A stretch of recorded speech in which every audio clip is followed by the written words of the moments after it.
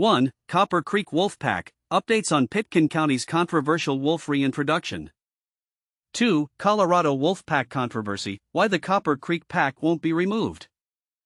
3. The controversy surrounding Colorado's Copper Creek Wolf Pack. 4. Colorado wolves and cattle conflict, balancing wildlife and ranching. 5. Colorado legislators grill wildlife agency on controversial wolf reintroduction program. 1. Copper Creek Wolf Pack, updates on Pitkin County's controversial wolf reintroduction. The conservation and management of Colorado's wolf population are at the forefront of ongoing debates and decisions, and the Copper Creek Pack's future remains a central issue that sparks intense discussion.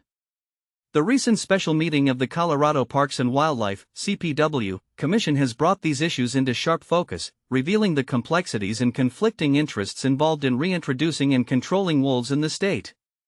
But here's where it gets controversial. While the Commission has chosen to sideline direct action for now, many livestock producers and conservationists strongly disagree about the way forward, raising critical questions about wildlife policies and ranchers' livelihoods.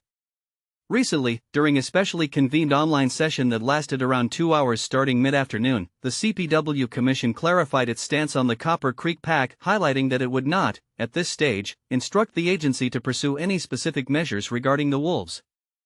The decision was rooted in a belief that such management decisions extend beyond the Commission's responsibilities and are instead within the purview of the division, which implements policies under the guidance of existing wolf management plans. New CPW Chair Richard Reading explained that the Commission, the public, and local ranchers all need to better understand this particular pack's behavior, including incidents of predation, before any concrete steps are taken. He emphasized that the meeting's primary purpose was to share information rather than to make binding decisions.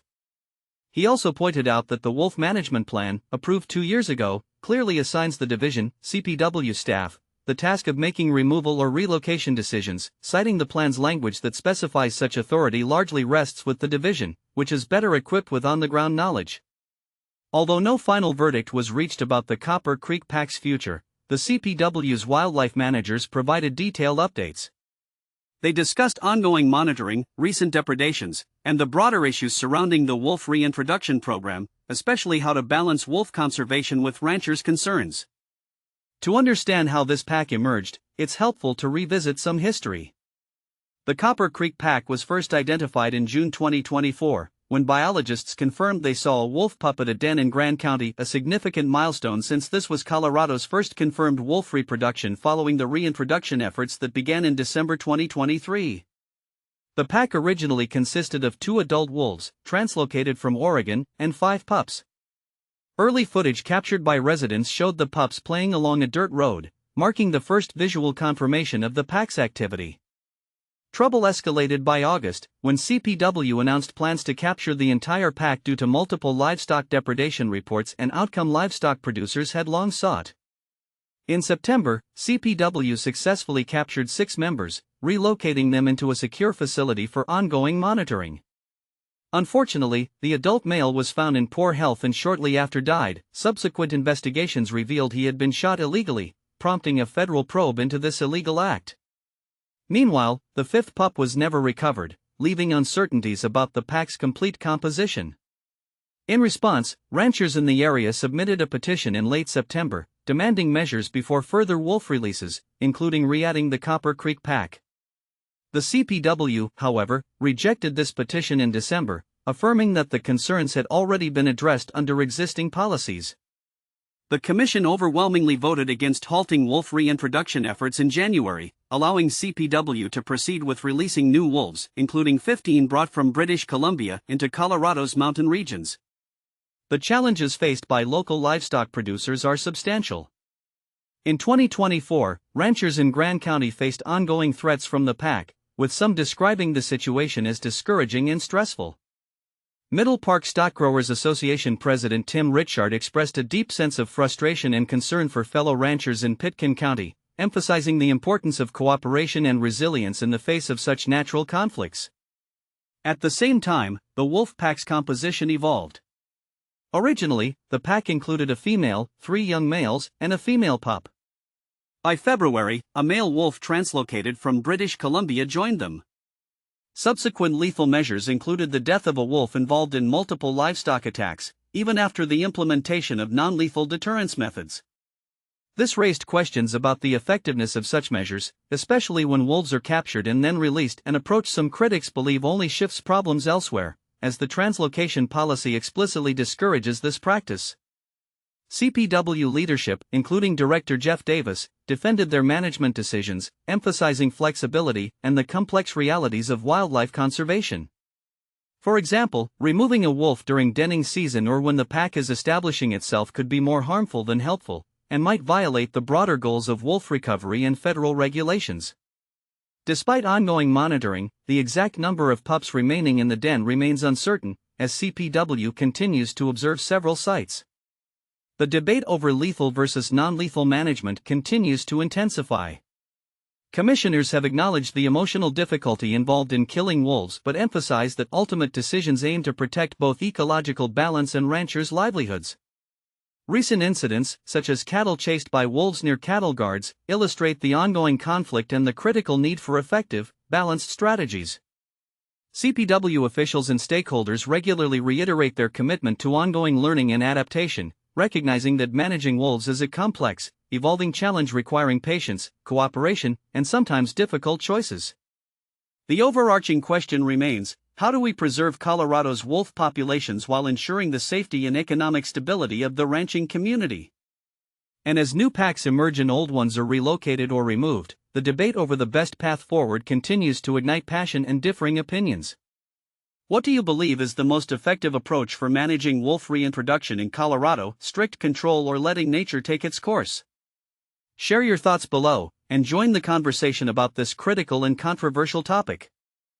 2. Colorado Wolf Pack Controversy: Why the Copper Creek Pack Won't Be Removed. A heated debate is raging in Colorado, and it's about more than just wolves. It's about clashing values, livelihoods, and the future of the state's ecosystems. The latest twist? Colorado Parks and Wildlife Commissioners have decided not to direct their agency to either remove or kill the now infamous Copper Creek wolf pack, despite mounting pressure and emotional controversy surrounding the animal's return. But here's where the issue gets truly divisive. The Copper Creek Pack, the first successful breeding group established under Colorado's voter-approved gray wolf reintroduction plan, stands accused of killing dozens of livestock animals.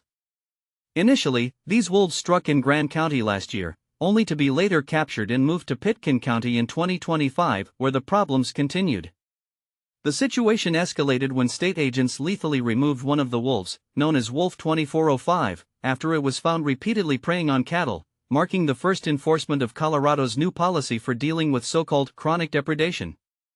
Despite the emotional appeals and the financial anxiety from ranchers, the Parks and Wildlife Commission refused, during a tense special session, to order the full removal of the Copper Creek Pack.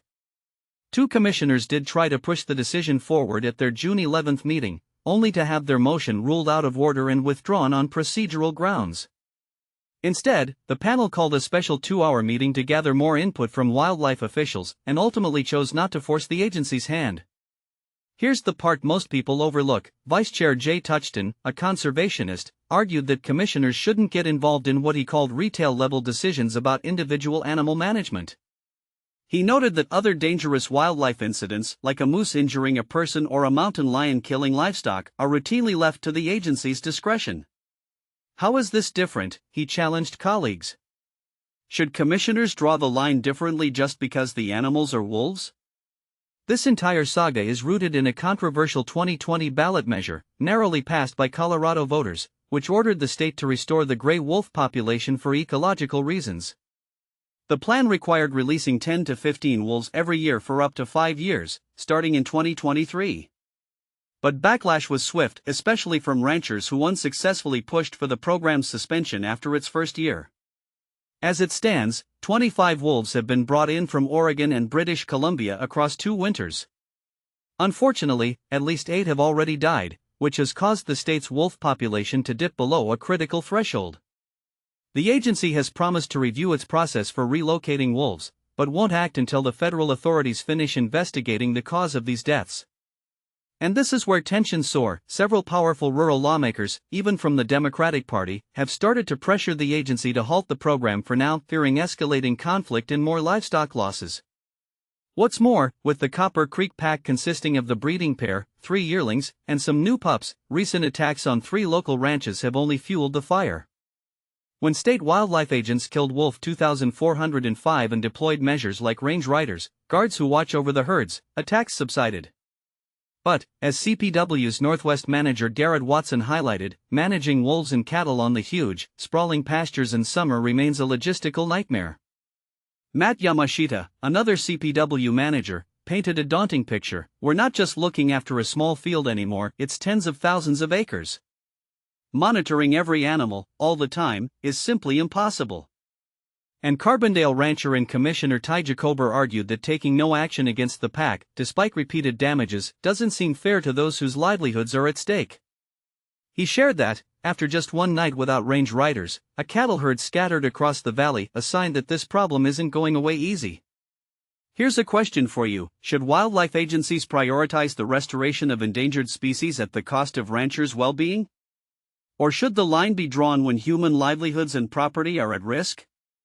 This dilemma, balancing ecological goals with economic realities, divides communities, and there are no easy answers. What's your take? Should the Copper Creek pack stay, or is it time to intervene? Sound off in the comments. Your opinion might just shift the conversation. 3. The controversy surrounding Colorado's Copper Creek wolf pack. The Copper Creek wolf pack in Colorado, now accompanied by new pups, is once again facing scrutiny due to recent incidents involving cattle killings. This pack represents the first group of wolves to be reintroduced to the state since 2023. And their actions have raised significant concerns following a series of cattle depredations in the Roaring Fork Valley. This summer, the killing of cattle in Pitkin County has led to increasing demands for the complete removal of the Copper Creek pack, which consists of 2 adult wolves, 3 yearlings, and an undetermined number of pups born this year. The situation escalated to the point where Colorado Parks and Wildlife (CPW) officials had to take drastic measures in May, resulting in the death of 1 wolf from the previous year's litter due to its involvement in livestock attacks.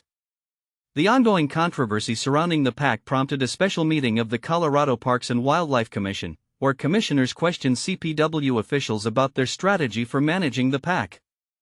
However, after nearly 2 hours of discussion, no formal recommendations or policy changes were made. The management plan established after a narrow voter decision in 2020 to reintroduce wolves delegates the authority to remove wolves from the wild to CPW rather than the commission itself. CPW officials indicated that they do not plan to remove the pack at this time but are actively monitoring the collared wolves and have employed range riders to deter them from livestock. CPW Director Jeff Davis stated during the meeting, setting aside the question over who's to make the decision, "We don't think it's necessary at this point to remove the pack." The Copper Creek pack was formed in 2024 when 2 of the 10 wolves released in 2023 mated, resulting in the birth of 5 pups, marking a significant milestone in the reintroduction program. However, following a series of livestock attacks in Grand County last year, CPW removed the pack from the wild, except for 1 pup that managed to escape capture, and placed them in a sanctuary. Tragically, the pack's patriarch died in captivity due to injuries sustained in the wild.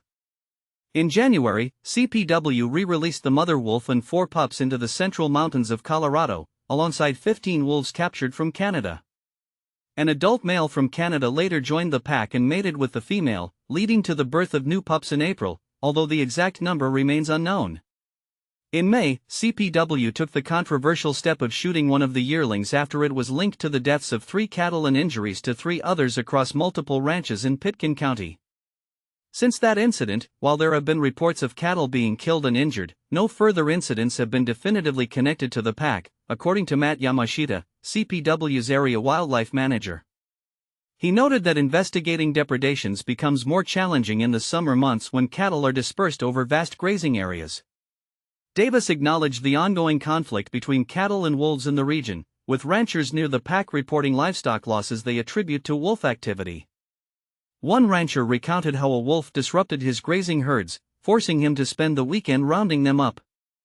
This persistent conflict has led 3 ranching organizations, the Middle Park Stock Growers Association, the Colorado Cattlemen's Association, and the Holy Cross Cattlemen's Association, to send a letter to CPW demanding the removal of the Copper Creek pack. The letter expressed that the situation is unsustainable and has caused irreparable harm to the credibility of the reintroduction effort, the welfare of both livestock and wolves, and the ranching families who manage the land. The letter, dated July 3, urged immediate action regarding the Copper Creek pack, although it remains unclear whether this would involve relocating the wolves or euthanizing them. During the meeting, several commissioners expressed their reluctance to interfere in the daily wildlife management decisions made by CPW, which routinely addresses wildlife incidents, such as dealing with aggressive moose or bears attacking livestock. Commissioner J. Touchton remarked, "I don't see how this situation is any different. I understand why we're here, but I guess I disagree with the entire premise of this meeting." Davis shared that he had met with 2 ranchers whose herds have been targeted by the Copper Creek pack. He noted that both ranchers have been making significant efforts to coexist with the wolves, working with CPW to implement non-lethal deterrence and sharing their experiences. "They're looking for some solutions, they're trying to hang on to hope. That's something I take very seriously because that's our pathway to success." What do you think about the ongoing conflict between ranchers and the Copper Creek wolf pack? Should the pack be removed, or is there a better way to manage the situation? Share your thoughts in the comments. 4. Colorado wolves and cattle conflict, balancing wildlife and ranching. The Copper Creek wolf pack has been relentless in its attacks on cattle in Pitkin County, despite Colorado Parks and Wildlife's increased efforts to deter them. Wildlife officials are choosing to let the pack grow rather than resort to lethal removals, opting instead for range riders and non-lethal strategies. Ranchers are frustrated by the pack's persistent behavior, which strains their resources and raises questions about the effectiveness of current management approaches. But here's where it gets controversial. While officials claim they're prioritizing long-term solutions, some argue that immediate action is necessary to protect livestock. The state agency removed a yearling wolf from the pack on May 29, yet no confirmed depredations have occurred since, though several unconfirmed incidents and ongoing conflict remain on the same ranches. At a July 7 meeting, agency staff emphasized the need for a wait-and-see approach, citing data suggesting the pack's behavior hasn't been fully addressed. A thermal imaging video of wolves chasing cattle and separating calves from their mothers highlights the pack's predatory habits, though officials insist this isn't proof of intentional harm. Pitkin County rancher Ty Jacober, a commissioner and stakeholder, shared his concerns after range riders paused their work on the McCabe Ranch on July 3. The next morning, Brad Day found his cattle scattered across nearby ranches, forcing him to retrieve them. Jacober argued that the pack's behavior has remained unchanged, raising questions about the value of resources allocated to containment versus broader conservation goals. He proposed removing the pack at a June commission meeting, which was ruled out of order but sparked the July 7 special session. The pack's involvement in over 18 confirmed depredations in Grand County last year led to its capture in late fall. The breeding female and 4 pups were held at a facility until January, a move that conflicted with the state's recovery plan to avoid releasing known depredating wolves. However, the pack's male was captured in poor health and later died. Meanwhile, a 5th pup was missed, leaving the agency with only 2 wolves to release. At the July 7 meeting, officials confirmed that the Copper Creek female, collar 2312, and a wolf from British Columbia had a litter of pups. Ranchers near Lost Marbles and McCabe ranches reported the den is close to their cattle herds. Colorado Parks and Wildlife has deployed 3 to 5 range riders and 5 specialists to monitor the pack, though some commissioners agreed with the wait-and-see strategy. Commissioner J. Touchton warned that removing the entire pack could violate the state's federal 10J rule, which permits lethal removals for depredating wolves but prohibits such actions for puppies in dens. He questioned whether targeting only one member aligns with the rule's intent.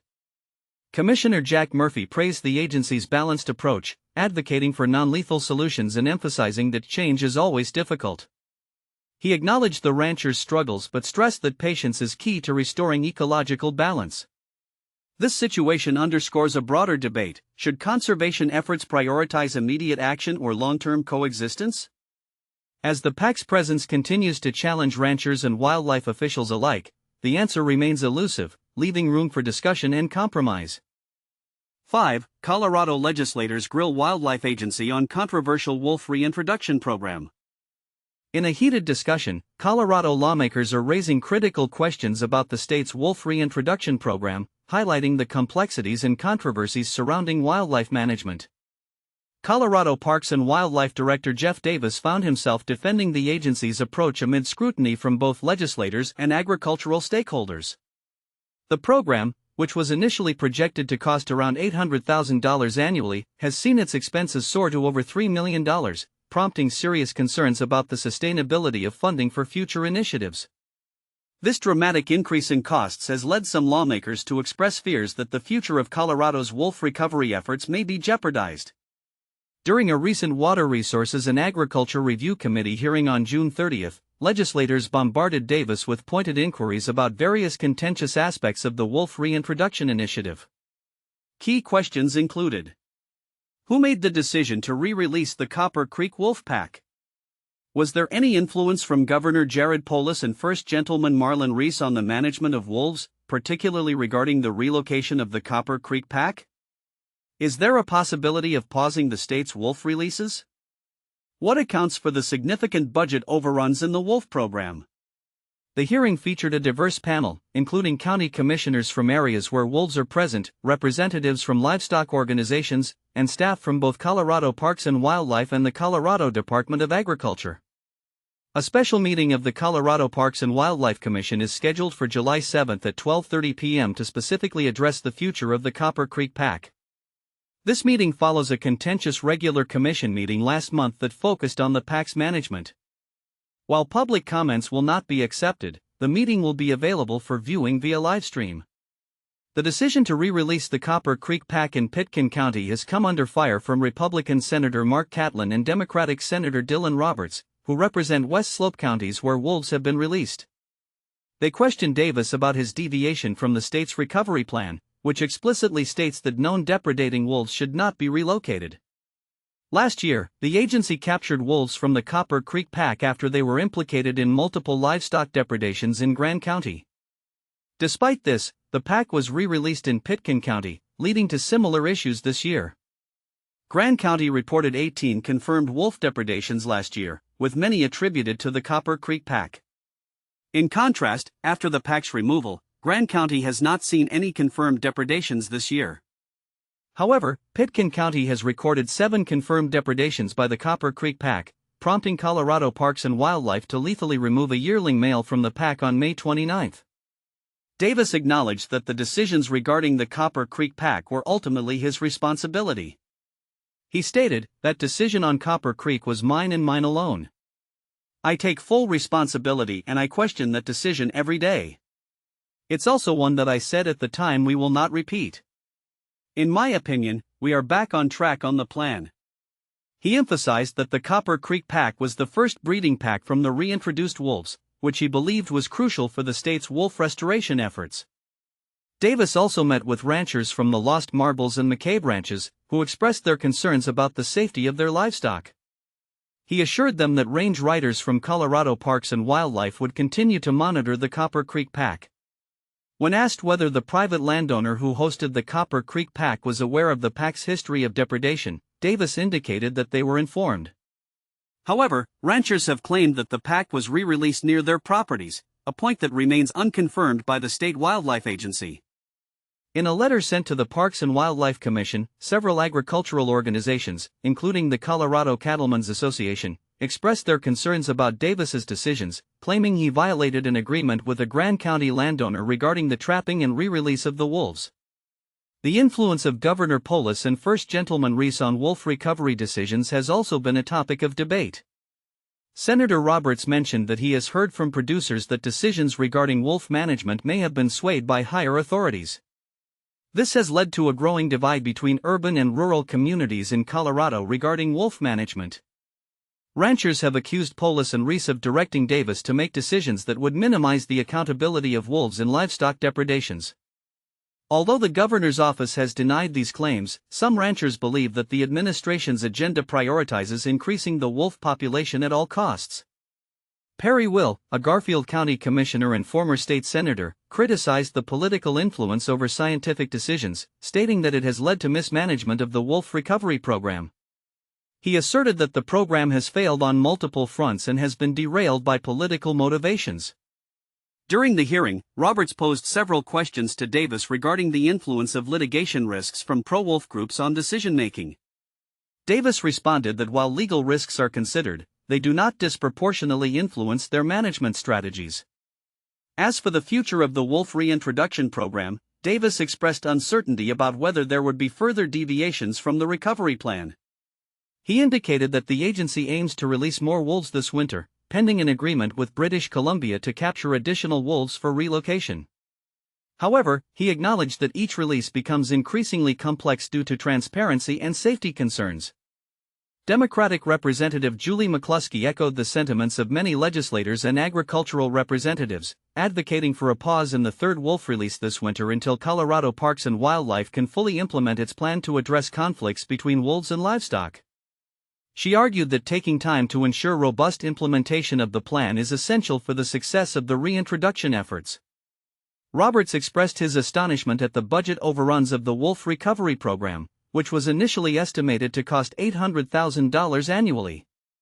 He pointed out that the actual costs have ballooned to over $3 million, raising concerns about the impact on funding for other essential services.